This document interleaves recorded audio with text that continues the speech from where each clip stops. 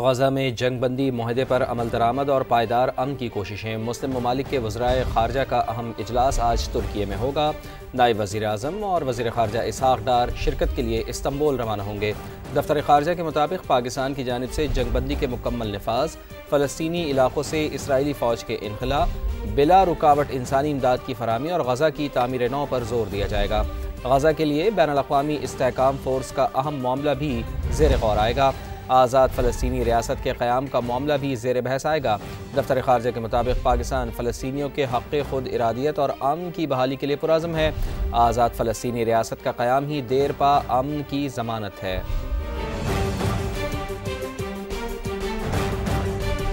अमरीकी सदर Donald Trump ने कहा है कि मैंने दुनिया भर में 8 जंगें रुकवाई। हमास ने आज 3 यरग़मानी की लाशें वापस की हैं, जिन पर बहुत खुशी है। एयरफोर्स 1 में सहाफ़ी से गुफ्तगू में उनका कहना था कि रूस को टॉम हॉक मिसाइल देने पर गौर नहीं किया जा रहा। अमरीकी सदर ने एक बार फिर नाइजीरियन में ईसाइयों के बड़े पैमाने पर कत्लेआम का दावा करते हुए ज़मीनी या फ़िज़ाई कार्रवाई की धमकी दी है। दूसरी जानिब नाइजीरिया ने मसीही शहरियों के कत्लेआम की तरदीद करते हुए मुबैना शिद्दत पसंदों के खिलाफ मुश्तरका जदोजहद की पेशकश की है। नाइजीरियन सदर ने ट्रंप से अपने मुल्क की खुद मुख्तारी के एहतराम पर जोर दिया है।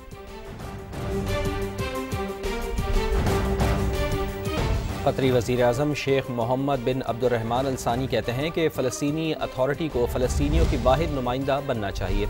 गज़ा और मगरबी किनारे के लिए मुश्तरका हुकूमत नागुज़ीर है। 2 रियासती हल के सिवा कोई मुतबादिल नहीं। CNN को इंटरव्यू में उनका मज़ीद कहना था कि फ़लस्तीनी ग्रोहों में अबूरी टेक्नोक्रेटिक कमेटी पर मुशावरत जारी है।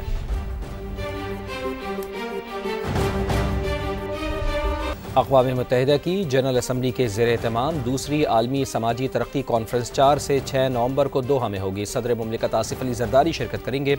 सदर आसिफ अली ज़रदारी समाजी तरक्की, रोज़गार, जामे मुआशी नमू के लिए पाकिस्तानी अज़्म को उजागर करेंगे। समाजी तहफ़्फ़ुज़ में बेनज़ीर इनकम सपोर्ट प्रोग्राम के किरदार पर रोशनी भी डालेंगे। सदर मुमलिकत दोहा पॉलिटिकल डेक्लेरेशन और आलमी तरक्याती वादों से हम आहंग मनसूबों को उजागर करेंगे। इजलास के नताइज को अमली इक़दामात में ढालने और जामे तरक्की के फ़रोग़ का अज़्म दोहराया जाएगा। सदर आसिफ अली ज़रदारी आलमी और इलाक़ाई रहनुमाओं समेत अहम बैनुल-अक़वामी तंजीमों के सरबराहान से भी मुलाकातें करेंगे।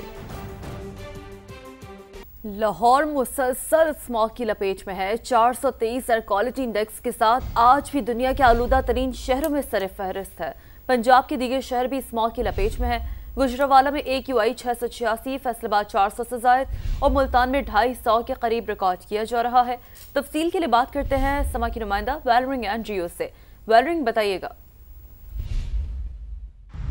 जी बिल्कुल, सूबाए दारुल हुकूमत लाहौर आज भी स्मोक की लपेट में है और दुनिया के आलूदा तरीन शहरों की फहरिस्त में आज भी लाहौर पहले नंबर पर विराजमान है और लाहौर का एयर क्वालिटी इंडेक्स इस वक्त 423 तक पहुंच चुका है। जबकि बात करें तो गुजरावाला का एयर क्वालिटी इंडेक्स इस वक्त इंतहाई नाकिस है और 686 तक उसका एयर क्वालिटी इंडेक्स रिकॉर्ड किया जा रहा है। जबकि फैसलाबाद का एयर क्वालिटी इंडेक्स भी 406 तक पहुँच चुका है। महकमा तहफ़्फ़ुज़ माहौलियात और पंजाब हुकूमत की जानिब से शहरियों को बार बार तलकीन की जा रही है कि मास्क का इस्तेमाल लाजमी बनाए। सांस लेने में मुश्किल हो रही है, नज़ला, जुकाम, खांसी जैसी बीमारियां उनको लाहक हो रही हैं। तो शहरियों को यही कहा जा रहा है कि एहतियात ज़रूर बरतें, क्योंकि इस वक्त एहतियात ही वो वाहिद हल है जिससे स्मोक के मुज़र असरात से बचा जा सकता है। जी। और अब लाहौर से अफसोसनाक खबर, जहां MAO कॉलेज मोड़ के करीब कोल्ड ड्रिंक से भरा ट्रक रिक्शे पर उलट गया। हादसे में एक ही खानदान के 4 अफराद जाम बहक और 2 जख्मी हो गए। रेस्क्यू हुकाम के मुताबिक रिक्शे में 8 अफराद सवार थे। जाम बहक अफराद में मियाँ, बीवी, बेटा और बहू शामिल हैं। रिक्शा ड्राइवर और 2 बच्चों समेत 4 अफराद जख्मी हुए, जिन्हें तिब्बी इमदाद के लिए अस्पताल मुंतकिल कर दिया गया। ट्रक को क्रेन के जरिए उठाकर लाशें निकाली गईं। उस दौरान कुछ शहरी कोल्ड ड्रिंक्स की बोतलें लूटते रहे।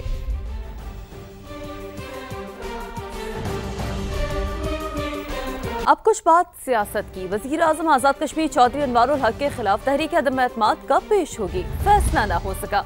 ज़राए के मुताबिक तहरीक अदम एतमाद जमा होने का कोई इम्कान नहीं। मुसलसल ताखीर से चौधरी अनवारुल हक का सियासी ग्राफ बढ़ने लगा। दूसरी जानिब पीपल्स पार्टी अभी तक वज़ारत उज़्मा के लिए अपना उम्मीदवार फाइनल न कर सकी। जिन 4 नामों पर गौर किया जा रहा है वो अपनी अपनी लॉबिंग में मसरूफ है। पीपल्स पार्टी और मुस्लिम लीग नून का शराकत इक़्तिदार फार्मूले पर भी इत्तफाक नहीं हो सका।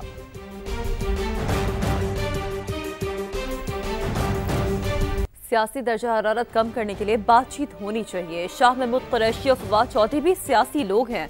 वफाकी वज़ीर इत्तलात अताउल्लाह तारर कहते हैं सियासत में बातचीत होनी चाहिए। वज़ीर आज़म ने वज़ीर आला केपी को ताउन की पेशकश की। सिर्फ बयानात देने से बात नहीं बनती, केपी के मामलात को देखना भी आपकी जिम्मेदारी है। अताउल्लाह तारर ने खैबर पख्तूनख्वा के वज़रा की प्रेस कॉन्फ्रेंस पर रद्द अमल में कहा, ये रेडियो पाकिस्तान की इंक्वायरी की बात करके भ्रम पैदा करना चाहते हैं। इंक्वायरी वहाँ होती है जहाँ पर कोई भ्रम हो। ये क्रिमिनल केस है, इसकी इंक्वायरी की कानून में इजाजत नहीं है। और अब ये जानिए कि एहतजाज, जलसे, जुलूस और इज्तिमा नहीं होगा। पंजाब में दफा 144 के नफाज में 8 नवंबर तक तौसी। महकमा दाखिला ने नोटिफिकेशन जारी कर दिया, किसी किस्म के असलहे की नुमाइश नहीं होगी। लाउड स्पीकर के इस्तेमाल पर भी मुकम्मल पाबंदी लगा दी गई। महकमा दाखिला के मुताबिक जुलूस और धरने दहशत गर्दों के लिए आसान हदफ हो सकते हैं। शरपसंद अनासर अवामी एहतजाज का फायदा उठाकर मजमूम मज़ाहिम की तकमील के लिए रियासत मुखालिफ सरगर्मियाँ कर सकते हैं। Pakistan kidney and liver institute में जिगर की पेवनकारी की 1000 ऑपरेशन का संगे मील अबूर। वज़ीर आज़म शहबाज शरीफ का इज़हार तशक्कुर। बयान में कहा कि अल्लाह के फजलो करम से जो पौधा 2017 में लगाया था आज तनावर दरख्त बन गया है। अब तक 40 लाख मरीज मुस्तफीद हो चुके हैं। माजी में PKLI को तबाह करने में साजिशें होती रही। बोर्ड ऑफ गवर्नर्स को हटाकर इदारे को गैर फाल किया गया। वज़ीर आज़म ने कहा कि मरियम नवाज की इदारे की दोबारा बहाली के लिए भरपूर। और अब ये जानिए कि ईरान का जौहरी तनसीबात की दोबारा और मजबूत तर तामीर का ऐलान। ईरानी सदर ने एटमी तवानाई इदारे का दौरा किया।